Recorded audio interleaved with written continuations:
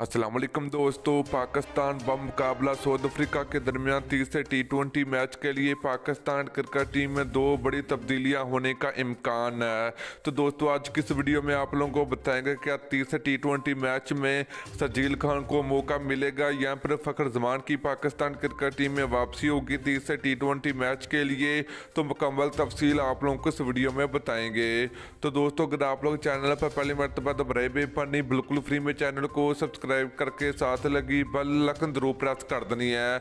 तो चलिए दोस्तों आपको बताते चले कि पाकिस्तान व मुकाबला साउथ अफ्रीका के दरमियान तीसरा टी20 मैच आज खेला जाएगा। तो दोस्तों तीसरे टी20 मैच के लिए पाकिस्तान क्रिकेट टीम में बड़ी बड़ी तब्दीलियां होने का इम्कान है, क्योंकि पाकिस्तान क्रिकेट टीम को तीसरा टी20 मैच जीतना लाजमी है अगर पाकिस्तान क्रिकेट टीम को साउथ अफ्रीका के खिलाफ टी20 सीरीज जीतनी है। तो चलिए दोस्तों तब्दीली की बात करें तो पहली तब्दीली होगी शर्जील खान की। तो दोस्तों ये कन्फर्म हो चुका कि फ़खर जमान अब फिट हैं पहले, क्योंकि दूसरे टी20 मैच में अनफिट होने की वजह से वो पाकिस्तान क्रिकेट टीम का हिस्सा नहीं बन पाए दूसरे टी20 मैच में। तो उनकी जगह पर शर्जील खान को मौका मिला था, मगर शर्जील खान उस मौके का फ़ायदा नहीं उठा पाए। तो अब तीसरे टी20 मैच में पाकिस्तान क्रिकेट टीम में फ़खर जमान की वापसी होने जा रही है।